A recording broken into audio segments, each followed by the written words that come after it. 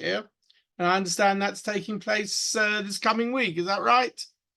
And Yes, people are on their way today. Sean and Gerard are going to hit off right, as the soon as this is Shabbats, finished. because we come over from Israel, the Shabbat's also a nice experience. For those of you listening to me going to Limud, have a great time. That's number one. I always say that when I came to live in Israel in the early 80s, I could never have envisaged that time that of all the Jewish communities in the world to create something like Limud, I could never have envisaged it would be the British Jewish community, and so on. And that's number one. Number two, I feel a sense of deja vu here because during the past hour, I've been sitting here in Meitar in the south of Israel, writing a blog about Anglo-Jewish history, because I just realized that tomorrow is the yahrzeit of my late grandmother. I mean, 30 years ago, who's buried in the Edmonton Jewish Cemetery, but is very much part of Anglo-Jewish history. She was married to a rabbi, she was the daughter of a rabbi, and so on.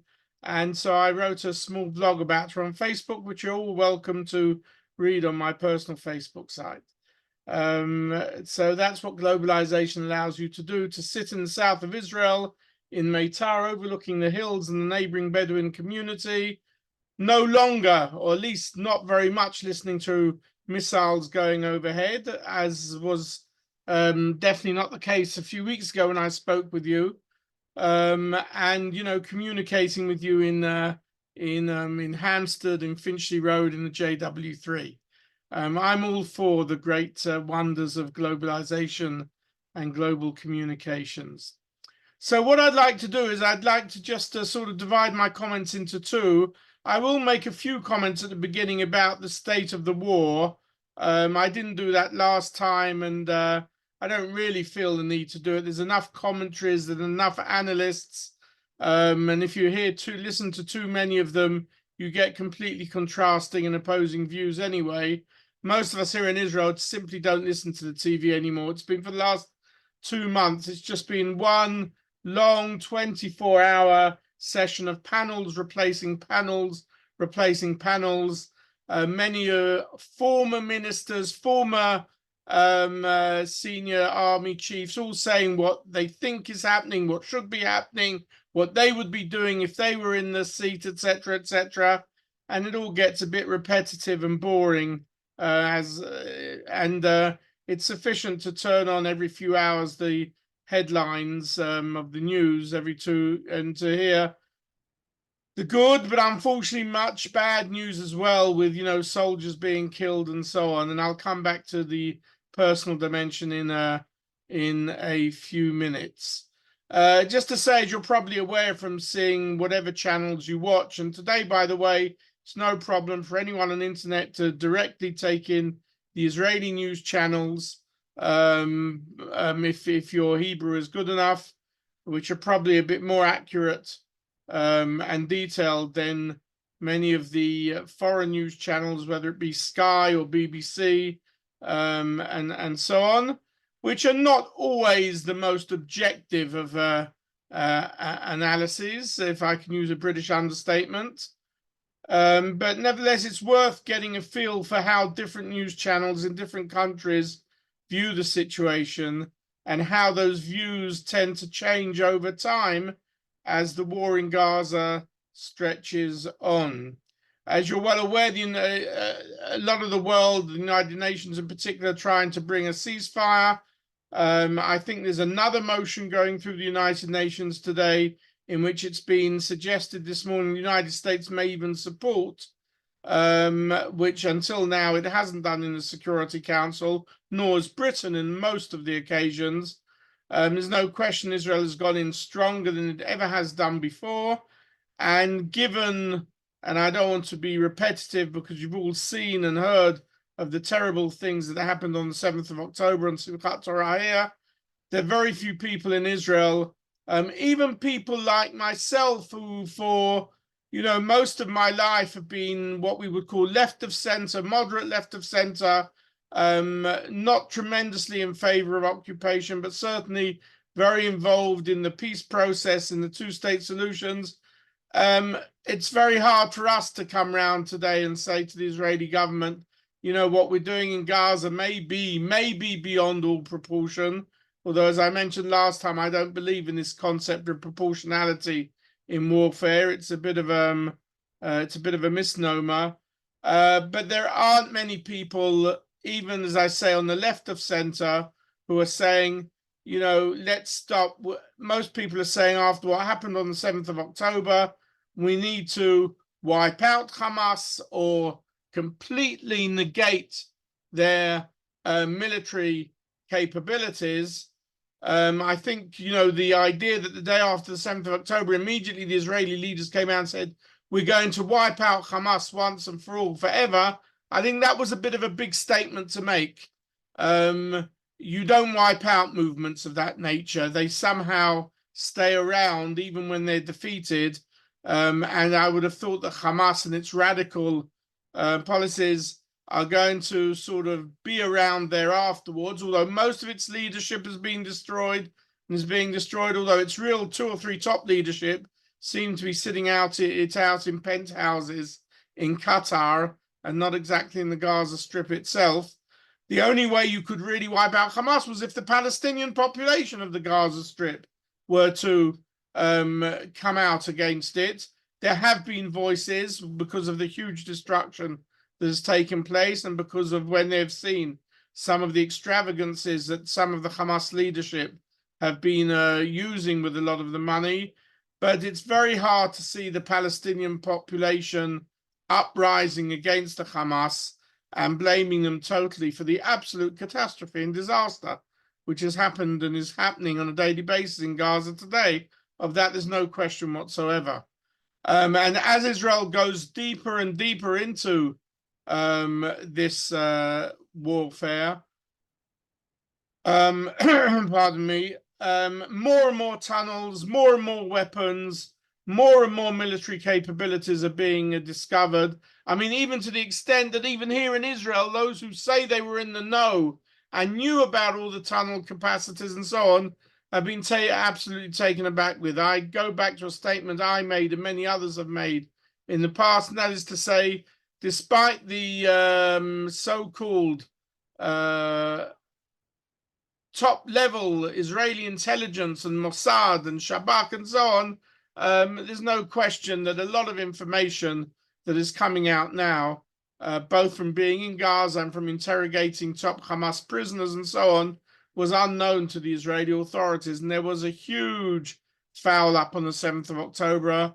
And at one point in the sooner or more distant future, it's going to be investigated.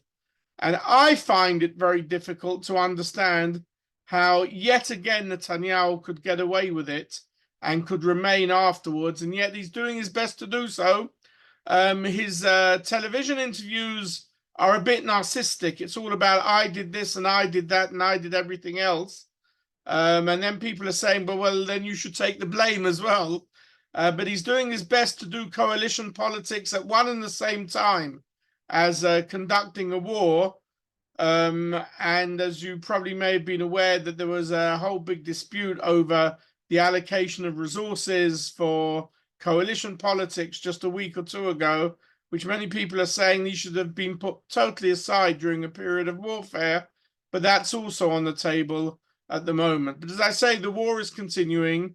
There are thousands of Israeli soldiers in there, and we don't know what's going to happen in the north. Missiles are coming in. Actually, most of the missiles that have come in, which are far less than was the case a month and 2 months ago, of course, are coming from the Hezbollah in Lebanon, which actually are a much more dangerous enemy than the Hamas. They're more armored, they're more stuck in there. And the only reason that hasn't conflagrated into full warfare is because of all of the other factors involved, of whether some of the Arab states don't want to get involved in regional warfare at the moment. And Israel would like to do a deal to push the Hezbollah back 40 kilometers to the Litani River, which was part of the Israel withdrawal agreement 20 years ago. But that's very hard to see how that could happen without warfare taking place. So it's an open question as to whether Lebanon will remain a relatively silent. It's not silent by any means, and population have been evacuated from many of the Israeli kibbutzim and settlements in that area, just as they have been around the Gaza Strip.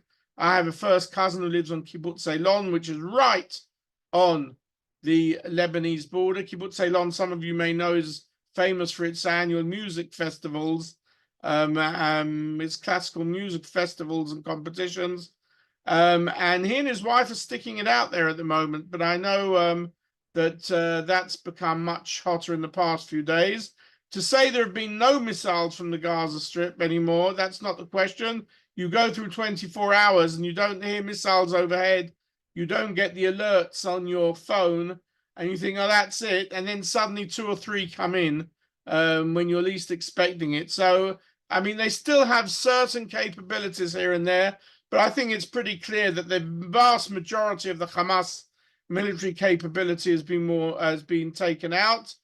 Tunnels have been exploded. Just yesterday, I think they took apart one of the biggest tunnel networks. You may have seen pictures of the huge explosion which took place there.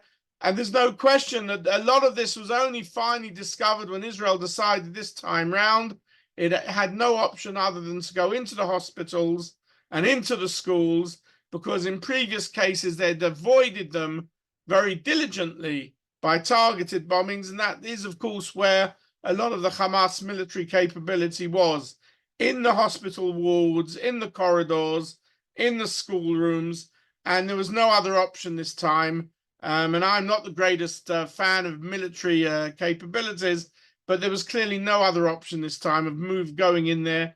And it hasn't finished yet. It's going to go on. There's still a lot around there. And of course, this comes up against the huge dilemma of the remaining hostages and captives.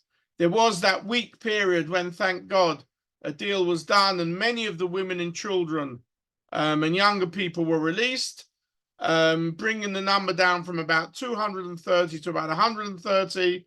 Since that deal ceased, you've had a daily announcement that these 3 hostages are no longer alive.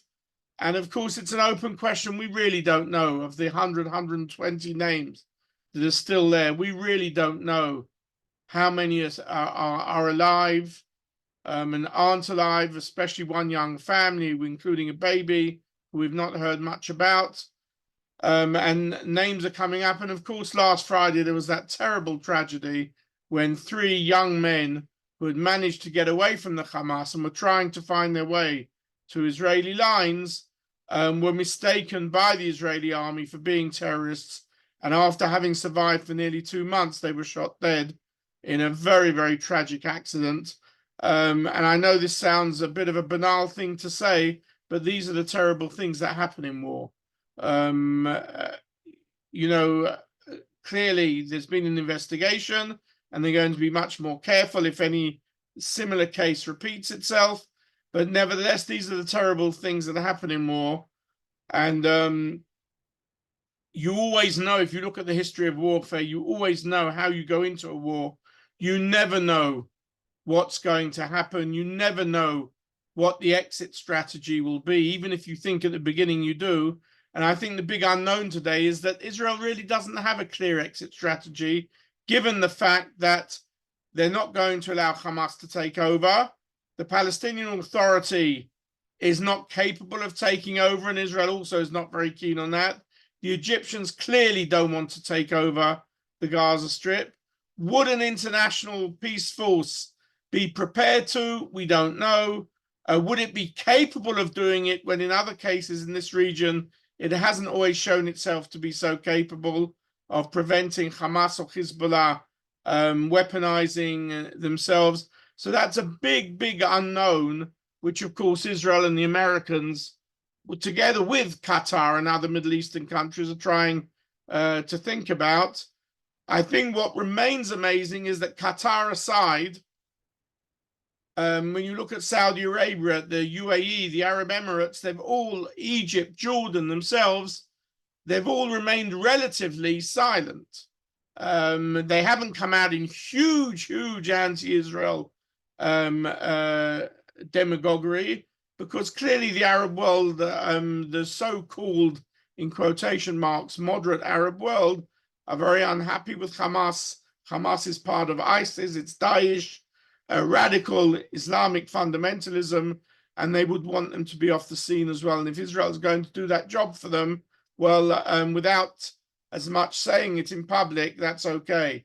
The interesting role being played is, of course, Qatar, because Qatar was the one country which was not prepared to do a deal with Israel, was funding the Hamas, and yet because of their connections with the Hamas, just as they funded a World Cup, by the way, because of their connections with Hamas, they are the people who are who are sort of being the negotiators. They and Egypt needs some role in this, of course, and many of the hostages were evacuated through the Rafah crossing, which crossed into Egypt and then had to cross back into Israel because of the complexities of the way it was managed. And of course, the head of the Mossad, the head of the Shabak have been going to and from Qatar. There has been a delegation of Qatari leaders at one time in Israel. It's a very weird world and region we're living in. And the whole of the regional politics here is undergoing a process of realignment. And of course, the big backer of both Hezbollah and Hamas is, of course, Iran. That's the big regional threats in the bigger picture. They're really pulling the strings behind Iran, behind Hamas and behind Hezbollah. And this is what the UAE, the Emirate states, the Arab Gulf states, and Saudi and Egypt are all very, very wary of and very afraid of. So, of course, this brings all sorts of strange alliances and coalitions, which explain, of course, the deals that Israel did in the last few years with the Gulf states and was very close to closing with Saudi Arabia until this war broke out. Some analysts argue that the reason Hamas chose now to do this when they were prepared to and could have done it at any other time was because they were very worried that Saudi and Israel were too close to actually signing in on a deal, and they wanted to put an end to this. So at the wider regional perspective, we can't see Israel stopping at the moment unless there is a major new hostage deal on the table in the next few days. And I think we're going to see much of the same carrying on in the immediate future, as I say, unless there's a hostage deal. How does that impact upon our daily lives here? Well, I'm hearing a lot less planes and a lot less missiles over me in Meitar, because there are less missiles coming in and because more of the warfare is actually soldiers on the ground and less of the Air Force preparing the area for the movements of Israeli forces in. But of course, what Israel has always been worried about in past wars with Gaza, which is why it's always limited it to Air Force bombings, has been, of course, that once you send land forces in, you're going to get body bags back. There's no other way of putting it, as simple as that. And I have to tell you, my worst moment every day, I'm an early riser, and the 6 o'clock morning news on Reshet Bet, on one of the main radio channels, is the first news channel every day which is allowed to announce the names of the soldiers who have been killed in the past 24 hours.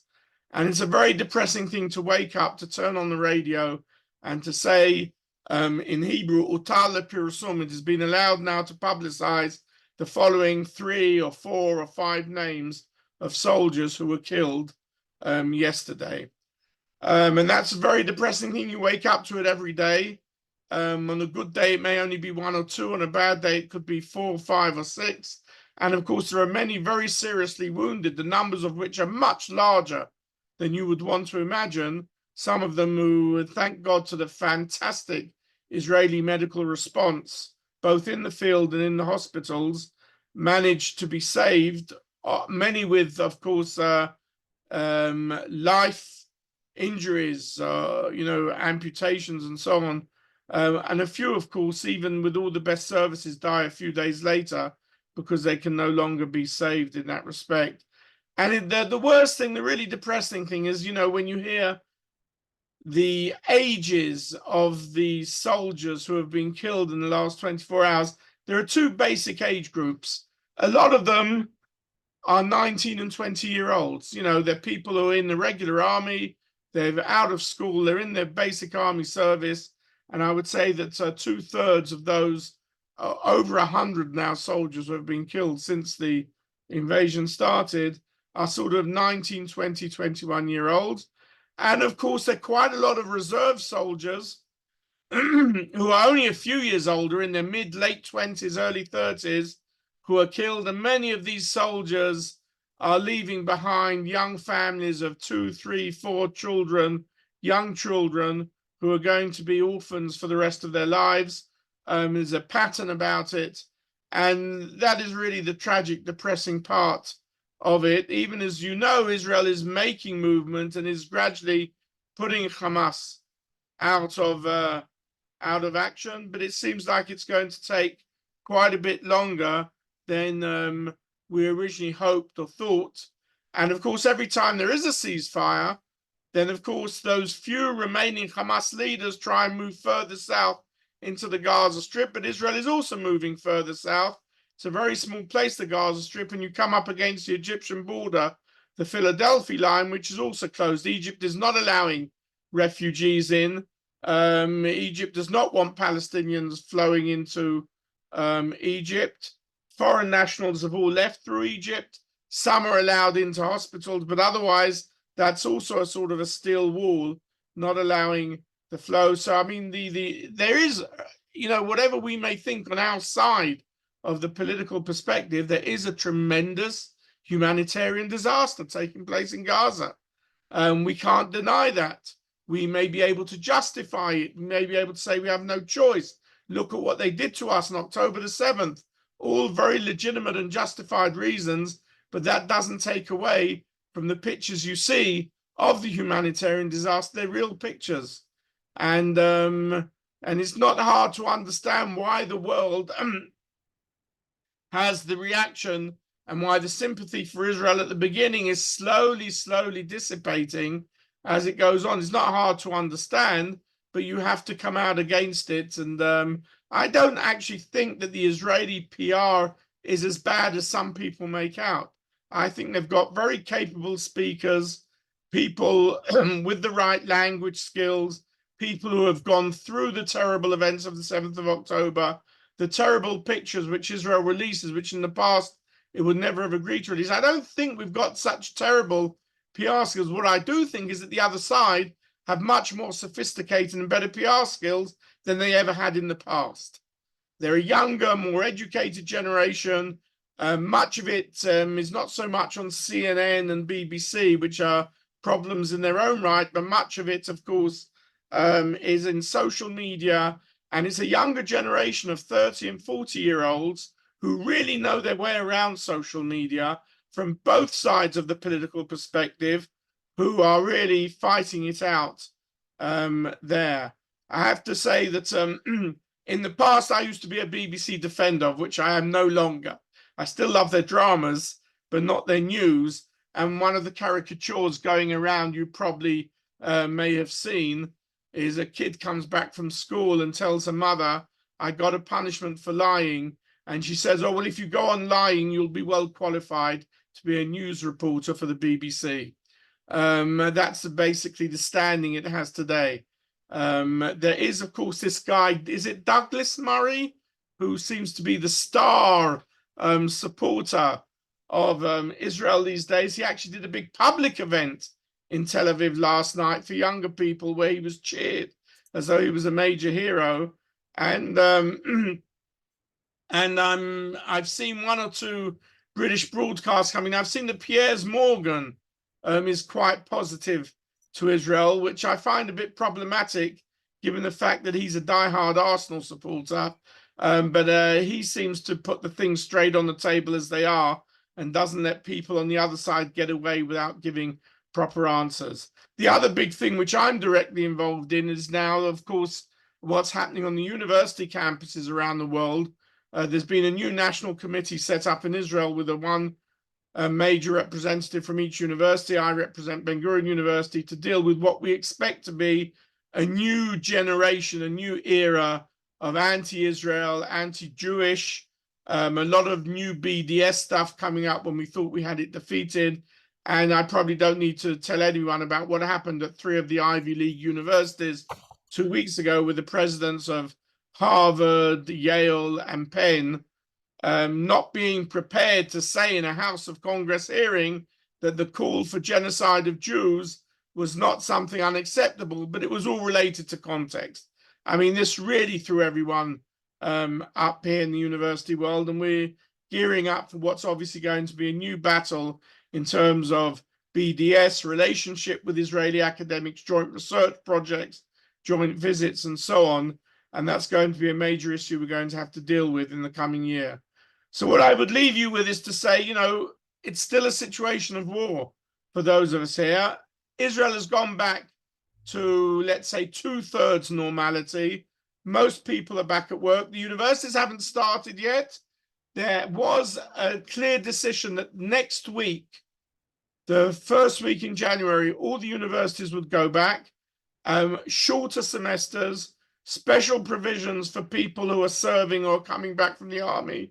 Remember that a huge percentage of the reserve soldiers are university students who were just in their first or second years at university.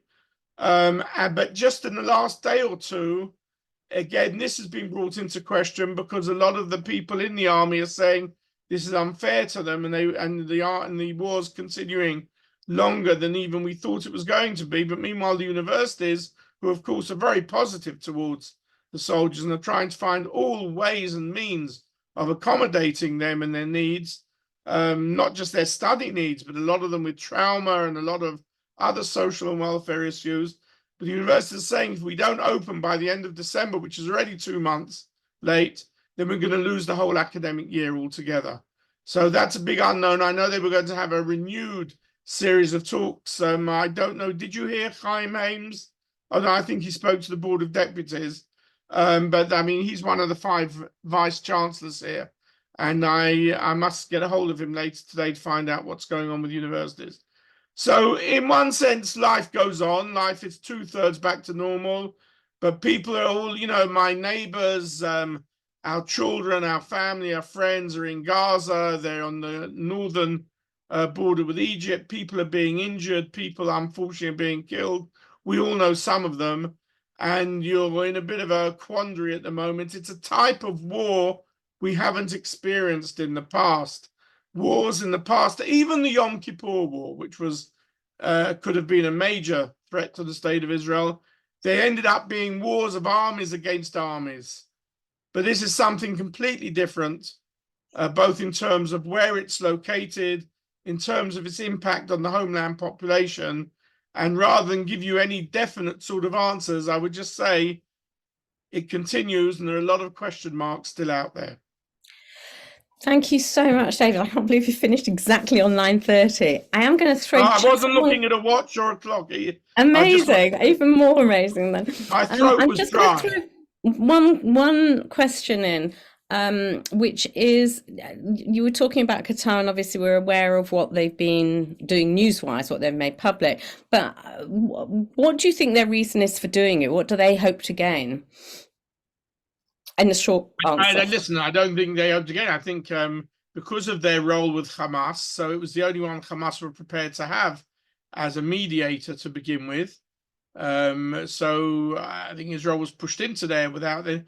On the other hand, and this is a guess, a surmise on my part, because you know, I don't have any official knowledge of such. I think Qatar, despite the fact, you know, Qatar are not on the Iranian side of what's going on in the Middle East. They're somewhere there in the middle. That's number one. And I think they too are not happy with how Hamas have been, I'm going to use a nice, polite British, conducting themselves, you know. They're also fed up with Hamas, although again, they won't come out and say that public, and many of the Hamas leaders are still in Qatar. Qatar have been pushing, obviously, for a bigger regional role.